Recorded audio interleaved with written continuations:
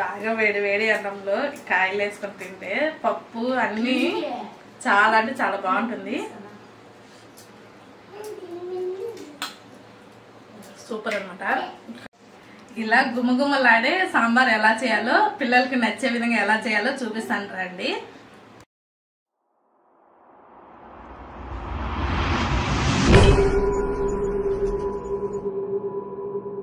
సాంబార్కి కావాల్సిన పదార్థాలు కట్ చేసుకున్న మునక్కాయలు, ముల్లంగి, క్యారెట్, నేనైతే బెండకాయలు రెండే తీసుకున్నాను. బెండకాయలు ఇంకా వచ్చేసి కాలీఫ్లవరు, అంటే మన ఇంట్లో ఏం కాయలు ఉంటే అవన్నీ వేసుకోవచ్చు. ఇంకా నేనైతే 2 టమోటాలు కూడా తీసుకున్నాను. టమోటాలు ఇంకొచ్చేసి ఒక ఎర్రగడ్డ, పచ్చిమిరపకాయ, కరింపాకు, నీళ్ళల్లో కొంచెం నానబెట్టుకున్న చింతపండు, ఇది వచ్చేసి సాంబార్ పొడి, ఇంకా ముందుగానే ఉడకబెట్టుకున్న కందిబ్యాలు.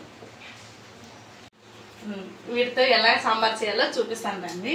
ఇంకా స్టవ్ అయితే ఆన్ చేసేసుకొని నేనైతే ఇలా వెడల్పుగా ఉండేది పెట్టుకుంటున్నాను. కొంచెము ప్యాన్లో అయితే కొంచెం ఆయిల్ వేసుకుంటున్నాను. నేనైతే చిన్న గంటతో 2 గంటలు అయితే పోసుకున్నాను. అంటే ఇవన్నీ కాయలన్నీ ఉడకాలి కదా, అందుకనేసి కొంచెం ఎక్కువే వేసుకున్నాను. ఇంకా ఆయిల్ వేడెక్కుతానే ఇంకా తిరగబాతు గింజలు అయితే వేసుకున్నాము. అవి బాగా చిటపట్లు ఆడిచ్చేయాలి. అవి చిటపట్లు ఆడిన వెంటనే ఎప్పుడైనా ఆవాలు బాగా వేగాలి, లేదంటే అంత చేదు వచ్చేస్తుంది. ఇంకా తర్వాత వచ్చేసి పచ్చిమిరపకాయలు, ఎర్రగడ్డ, కరింపాకు వేసుకుంటున్నాను. కొంచెం బాగా వేగనియాలి. వేయాలంటే ఏమంత మామూలు మనం కూరకు చేసి అంత ఏం వేగన అవసరం లేదు. ఓకే, అట్లా పచ్చి స్మెల్ పోయేంత ఊరికి ఏం చేసుకుని ఇంకా టమాటాలు వేసుకుంటే సరిపోతుంది. ఎర్రగడ్డలు అయితే కొంచెం వేగిపోయినాయి. ఇంకా టమోటాలు అయితే వేసుకుంటున్నాను.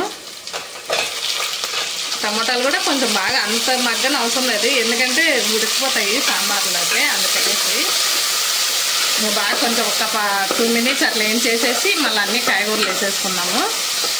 టమోటాలు అయితే వేగిపోయినాయి. ఇంకా మనం కట్ చేసి పెట్టుకుని అన్ని కూరగాయలు అయితే వేసేసుకున్నాము. మునక్కాయలు వచ్చి ముల్లంగి, మా పాప అయితే ముల్లంగి బాగా తింటుంది, అందుకు కొంచెం ఎక్కువే తీసుకున్నాను. ఇంకా క్యారెట్, అన్ని కూరగాయలు వేస్తే పిల్లలకి బాగుంటుంది, అందుకనేసి నేనైతే బెండకాయలు కొన్నే తీసుకున్నాను. అంటే జోమ్గా వస్తుంది అంటారు, కానీ ఏం రాదు సాంబార్లు అయితే. ఇంకా క్యాబేజ్, కాలీఫ్లవరు అన్నీ కలిపేసేసుకొని ఒక నిమిషము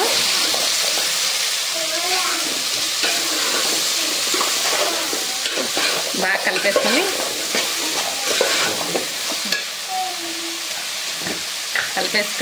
కొంచెం పసుపు వేసుకుందాం. పసుపు వేసేసి కొంచెం కలిపేసి ఒక 5 మినిట్స్ మూత పెట్టేస్తే సరిపోతుంది. మళ్ళీ అంటే సాల్ట్ కాయలు ఎప్పుడైనా కొంచెం మగ్గిన తర్వాత వేసుకోవాలి, అప్పుడే కాయలు బాగా ఉడుకుతాయి, లేదంటే పిన్న ఉడకవు. చూడండి, నేనైతే అన్ని కాయలు వేగనిచ్చేసి ఇంక మూత పెట్టేస్తున్నాను.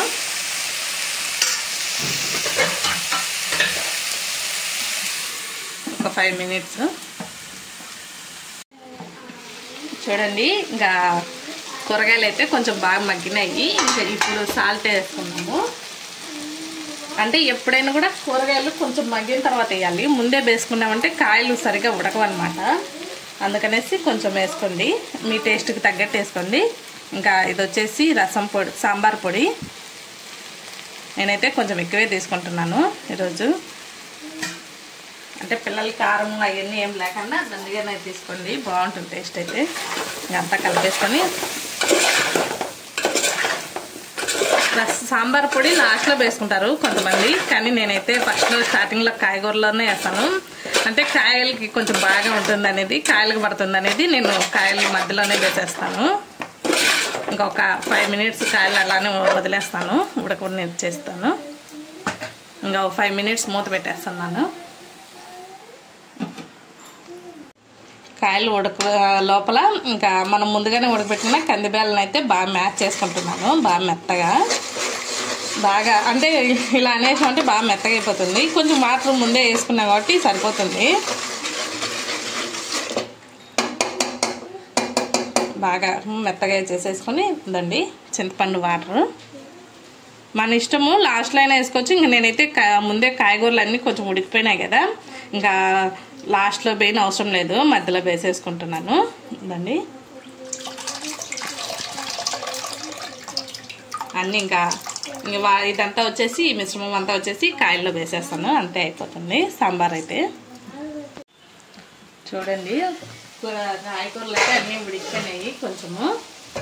ఇంకా ఇప్పుడు మనం కందిబ్యాళ్ళు అయితే వేసేసుకున్నాము. కందిబ్యాళ్ళు, చింతపండు రసము, కొంచెం వాటర్ వేసేసుకొని, ఇంకా అంటే మనకి ఎంత థిక్నెస్ కావాలో అంత వాటర్ వేసుకోండి. ఎక్కువ కావాలంటే ఎక్కువ, మీకు సాంబార్ కొంచెము గట్టిగా కావాలంటే కొంచెం వాటర్ తక్కువ పోసుకోండి, కానీ కొంచెం నీళ్ళకి కావాలంటే కొన్ని వాటర్ అయితే ఎక్కువే పోసుకోండి. నేనైతే ఈ చెమ్ముతో కొన్ని ఎక్కువే పోసినాను. అంటే కొంచెము ఒక 5 minutes మళ్ళీ ఉడుకుతుంది కదా, ఇవన్నీ మళ్ళీ గట్టిపడిపోతుంది, అందుకనేసి. చూడండి అంతేను, కాయలు అయితే ఆల్రెడీ కొంచెం ఉడికిపోయినాయి కదా, ఇంకా ఊరికే సాంబార్లో ఈ పప్పు దాంట్లో కొంచెం ఉడికిపోతే చాలు. ఇంకొక 5 minutes మూత పెట్టేసి వదిలేద్దాము.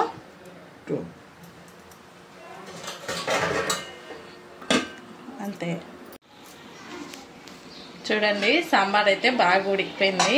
నేను కొంచెం వాటర్ ఎక్కువ పోసినాను కదా, కానీ చూడండి సాంబార్ అయితే బాగా ఉడికి కొంచెం మెత్తగా అయిపోయింది. ఇంకా లాస్ట్లో అయితే కొంచెం కొత్తిమీర వేసేసుకొని ఇంకా దింపేస్తున్నాను. అంతా ఒకసారి కలిపెట్టేసుకొని దింపేస్తున్నాను. చూడండి అయినా చిక్కగా ఎంత బాగుందో. ఈ సాంబార్లకి వేడి వేడి వైట్ రైస్ తీసుకుంటాను, పెట్టుకుంటాను. చూడండి అన్నం కూడా బాగా వేడిగా ఉంది, ఇంకా గుమ్మగుమ్మలాడే సాంబార్. అన్ని కాయలన్నీ వేసేసుకొని